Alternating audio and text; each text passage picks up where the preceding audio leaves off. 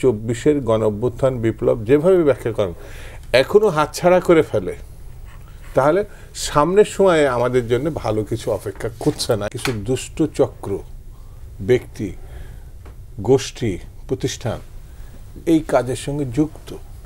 আগামী ৭ দিনের পরে রিপোর্ট দিতে হবে। এটি যদি সরকারের সিদ্ধান্ত হয়, আমরা বুঝতে পারবো যে আগামী ৭ দিন এই সরকারের পরিণতি কী হতে পারে।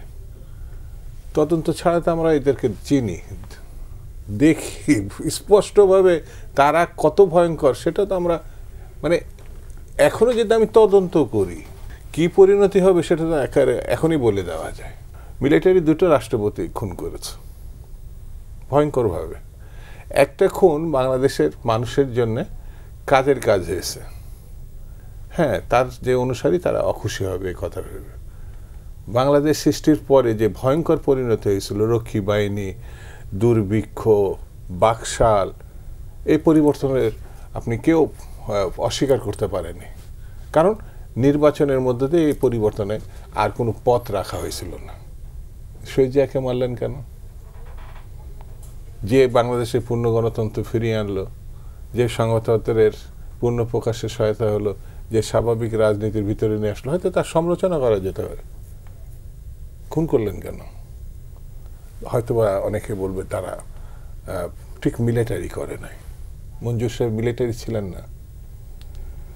আমার কথা হচ্ছে যে ব্যক্তিকে দিয়ে, গোষ্ঠীকে দিয়ে সামগ্রিক বিষয়টি বিবেচনা না করা। রাজনীতিবিদদের মধ্যে খারাপ নাই, অবশ্যই আছে। ব্যর্থতা নাই, অবশ্যই আছে। ভালো রাজনীতিবিদ আছে। বাংলাদেশের সৃষ্টির যে মানে প্রক্রিয়া 53 বছরের ভিতরে আমাদের অনেক অনেক বিষয় আছে যেগুলো এখনো পর্যন্ত আপনি অস্বীকার করতে পারবেন না।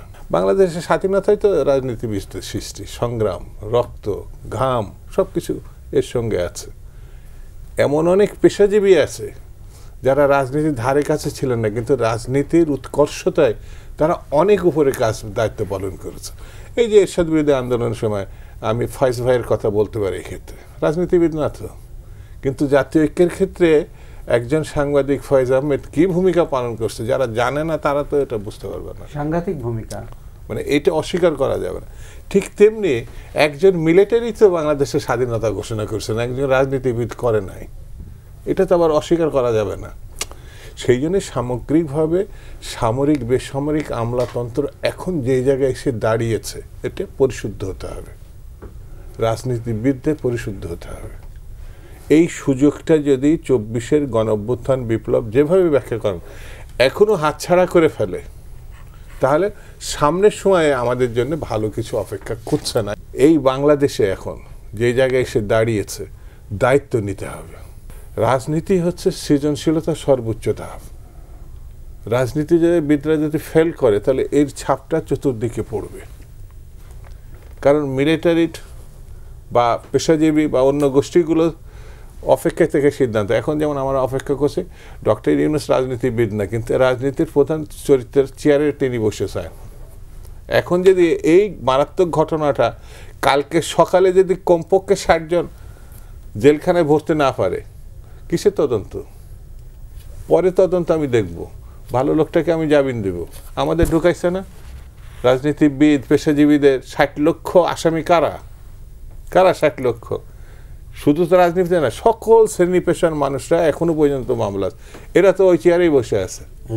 সেই জন্য আমার কাছে মনে হয় 7 দিন খুব বড় সময়।